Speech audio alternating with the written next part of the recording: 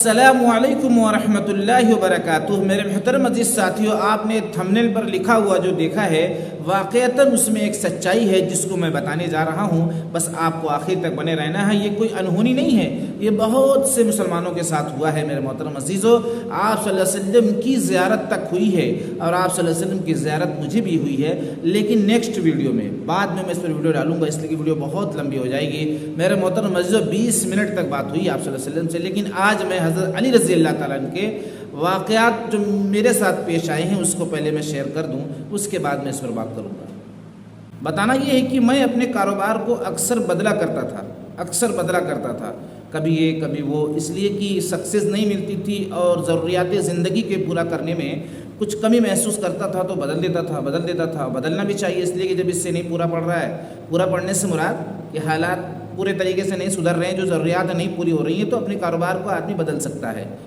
تو اس طریقے سے ایک زمانہ گزرتا رہا، پھر بعد میں جا کر آخر میں یونانی لائن کو پکڑا اور کچھ معجون وغیرہ اپنی دکان پہ رکھ کر بیچنا شروع کر دیا اور وہ معجون بکنا شروع ہو گیا۔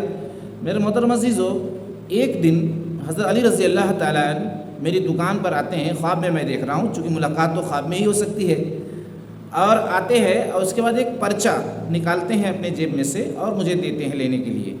تو اس میں ہوتا یہ کہ میں بایاں ہاتھ بڑھاتا ہوں، بایاں ہاتھ اس پرچے کو لینے کے لیے بڑھاتا ہوں، تو وہ کہتے ہیں کہ نہیں، سیدھے ہاتھ سے لین دین کرو۔ تو پتہ چلا کہ مجھے احساس ہوا، پھر فوراً میں سیدھے ہاتھ کو بڑھایا اور پرچہ لیا، اس میں کون سا معجون تھا وہ یاد نہیں آ رہا، میں نے ان کو دیا۔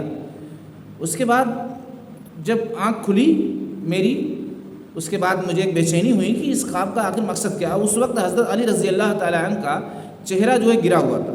اس خواب کو لے کر میں مفتی صاحب کے پاس پہنچا۔ میں مفتی صاحب کے، جو ضلع کے سب سے بڑے مفتی تھے، اس لیے کہ جو سب سے بڑا ہے اس کے پاس پہنچوں تو زیادہ بہتر ہے۔ وہاں پہنچا اور میں نے اس خواب کو رکھا کہ ایسا مجھے خواب آیا ہے، میری دکان پر اس طریقے سے ہوا۔ حضرت علی رضی اللہ تعالیٰ عنہ برجستہ آئے ہوئے ہیں اور ایک پرچہ لیے، ان کو معجون کی کچھ ضرورت ہے، اور مجھے اس طرح کی نصیحت وہ کر گئے۔ میرے محترم عزیزو، 3 بات مفتی صاحب نے اس میں سے نکالی۔ کہا کہ سیدھے ہاتھ سے جو لینے کو کہہ رہے تھے، کہ یہ بتانا چاہ رہے تھے، ایک تو سیدھے ہاتھ سے لینا ہی ہے، یہ تو ہم سب جانتے ہیں، کوئی بھی سامان کا لین دین سیدھے ہاتھ سے کرو، ہر مسلمان کو یہ کرنا ہے۔ ہاں، کوئی مجبوری میں پھنس گیا ہے ہمارا سیدھا ہاتھ، تو پھر بائیں ہاتھ کا بھی استعمال کیا جائے، لیکن بغیر مجبوری کے ہمیں سیدھا ہی ہاتھ ہمیشہ استعمال کرنا ہے۔ میرے محترم عزیزو، بتایا کہ یہ بتانا چاہتے ہیں کہ آپ جو ہے دوا اگر کسی کو دے رہے ہو تو تحقیق کے ساتھ دو، کسی کے ساتھ دھوکہ نہ ہو، کسی کو بغیر علم کے، بغیر جانکاری کے دوا مت دے دینا۔ بولے یہ سمجھا گئے وہ سیدھے ہاتھ سے۔ اور دوسری بات بولے چہرہ جو ہے گرا ہوا اس لیے تھا کہ بہت بڑی تعداد میں لوگ یعنی حسد کر رہے ہیں آپ کی کامیابی کو دیکھ کر، جو بھی ٹوٹی پھوٹی آپ کی کامیابی ہے، بہت زیادہ اندر سے ان کو پریشانی ہے، اس لیے ان سے ساودھان رہنے کی آپ کو کوشش کرنا ہے، بچنے کی کوشش کرنا ہے۔ یہ مفتی صاحب کا کہنا تھا، اور اپنے حساب سے چوکنا رہنے کی ضرورت ہے، پڑھ لکھ کے دم یعنی رکھنا ہے اپنے اوپر۔ یہ حاسدین آپ کے اگل بغل میں بہت ہی زیادہ ہیں آپ کے۔ میرے محترم عزیزو، یہ ہو گئی کتنی بات؟ 2 بات۔ اور حضرت علی رضی اللہ تعالیٰ عنہ مجھے یہ کہہ گئے، یہ تو 2 بات کی تعبیر ہو گئی جو میں آپ کو بتا دیا۔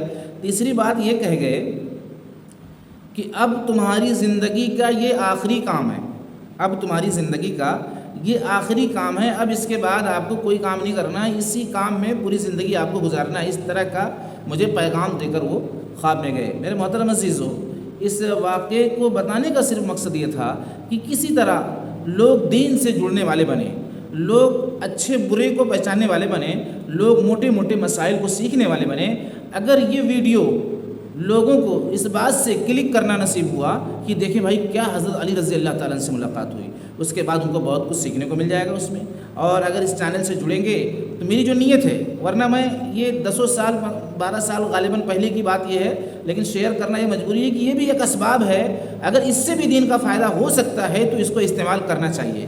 میرے محترم عزیزو، بہت بڑی تعداد ہو سکتا ہے اس غفلت میں پڑ جائے، ارے ایسا نہیں ہوا ہوگا، ہو سکتا ہے بنائے ہوں۔ میرے محترم عزیزو، یہ میں جانتا ہوں، میرا اللہ جانتا ہے، میں جانتا ہوں، میرا اللہ جانتا ہے، یہ میرے لیے کافی ہے۔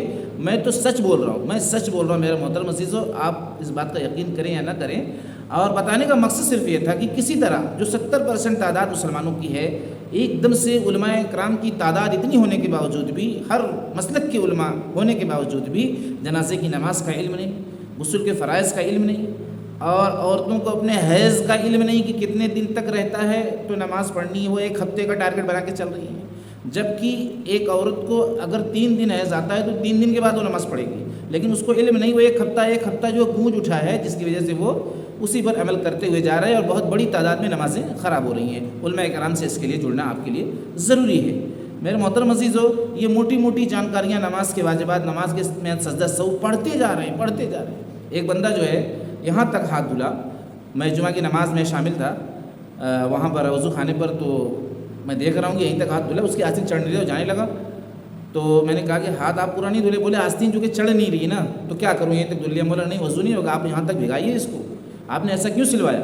یہ کوئی بڑی بات نہیں کہ یہاں تک آپ نے بھگا لیا تو سوکھ جائے گا یہ پنکھے پر۔ میرے محترم عزیزو، ایسے حالات ہیں مسلمانوں کے، تو اس طرح کے واقعات، اس طرح کا جو خواب آیا، بتانا اس لیے ضروری پڑ جاتا ہے، اپنی زندگی کو تھوڑا سا ظاہر کرنا اس لیے ضروری پڑ جاتا ہے تاکہ لوگ جڑے اور موٹے موٹے مسائل سے واقف ہیں۔ جیسا کہ میں نے عورتوں کا مسئلہ جو کلیئر کر دیا کہ کتنے دن کے بعد نماز آپ پڑھ سکتے ہیں، اور اس کو اور کلیئر کرنے کے لیے علماء کرام ہیں، تو علماء کرام کافی نہیں پڑھ رہے ہیں، آپ سے منت ہے، سماجت ہے، ایک تڑپ ہے، فکر ہے کہ آپ ایک گروپ بناؤ، آپ ساتھ دو، ویڈیو کو شیئر کرو اور چینل کو سبسکرائب کرو۔ یہ سارے اسباب ہیں میرے محترم عزیزوں۔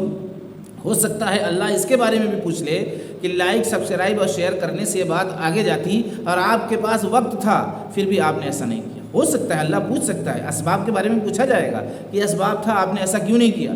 مجھے یوٹیوب پر آنے کا شوق نہیں تھا میرے محترم عزیزو، ایک اسباب سمجھ کر میں آیا۔ جب میں نے سروے کیا تو بہت بڑی تعداد میں، جب 60 سے 70% مسلمان غفلت میں تھے، تو میں نے کہا کہ سوشل میڈیا پر آنا چاہیے، ہو سکتا ہے کچھ تھوڑا بہت بھی اگر میں کور کر لیا تو میرے لیے بہت بڑی بات ہوگی، اور آپ کے لیے بھی بڑی بات ہوگی کہ آپ میرا ساتھ دے رہے، آپ شیئر کر رہے، آپ ساتھ میں جڑے ہوئے ہیں، آپ میرے لیے دعا بھی کر رہے ہوں گے، اور اگر نہیں کر رہے ہیں میرے دوستوں تو کرنے والے بن جاؤ۔ میں جو نیت لے کر آیا ہوں وہ آپ کے سامنے ظاہر کر رہا ہوں، باقی اللہ عالم۔ میرے محترم عزیز و مسلمان کی زبان کا اعتبار کرنا چاہیے، مسلمان کی زبان کا اعتبار کرنا چاہیے، اور اس طرح کا خواب آنا یہ کوئی بڑی بات نہیں ہے، یہ کوئی انہونی نہیں ہے، اس طرح سے پتہ نہیں کتنے مسلمانوں کے ساتھ ہوا ہے۔ اس لیے میرے محترم عزیزو، آج سے نیت کرو کہ دین کی مدد کرنے میں ہم ضرور ساتھ دیں گے، ضرور ساتھ دیں گے۔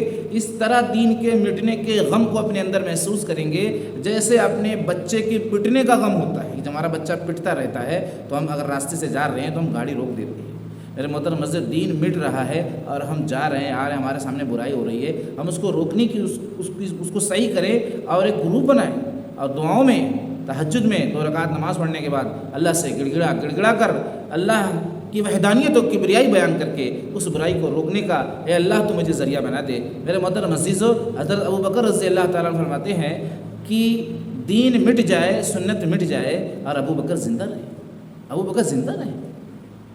میرے محترم عزیز، ہو ہی نہیں سکتا، انہی کے تو نام لیوا ہیں۔ آج کتنی برائیاں ہو رہی ہیں، گھر گھر میں گانے بج رہے ہیں، جو ہے محرم غیر محرم کا احتیاط نہیں ہو پا رہا ہے، لوگ ایک دوسرے کے ساتھ سفر کر رہے ہیں، روکو تو جو ہے چہرے جو ہے انگار کی طرح لال ہو جا رہے ہیں لوگوں کے، مطلب مثال دے رہا ہوں میں۔ اور اس طریقے سے بہت سی برائیاں عام ہوتی جا رہی ہیں، اگر ہم سترک نہیں کھڑے نہیں ہوئے تو ایسی بارگاہ میں کھڑا ہونا ہے میرے محترم عزیزو کہ ہماری جو ہے ہیکڑی جو ہے نکل جائے گی، اور ہماری پوری اکڑ ختم ہو جائے گی، ہماری پوری طاقت ختم ہو جائے گی، ایک زور بھی نہیں چلنے والا۔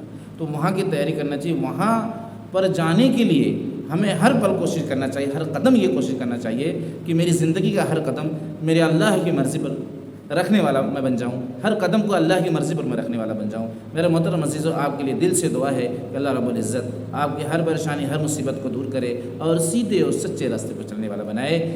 میرے محترم عزیزو، اپنے دل سے حسد، جلن، کپٹ، اس طریقے کی سوچ ہمیں اپنے دل سے نکال دینا ہے تاکہ ہم آسانی کے ساتھ جنت الفردوس میں داخل ہو جائیں میرے محترم عزیزو، ہمیشہ ہمیشہ کے لیے۔ اور اگر اس خواب کے اوپر جو میں نے ڈسکس کی ہے اس میں کچھ کمنٹ کرنا چاہتے ہیں تو آپ کر سکتے ہیں تاکہ میں آپ کی رائے دیکھوں۔ میں تو دین کا فائدہ سمجھ کر ڈالا ہوں، باقی اللہ عالم۔ میرے محترم عزیزو، السلام علیکم۔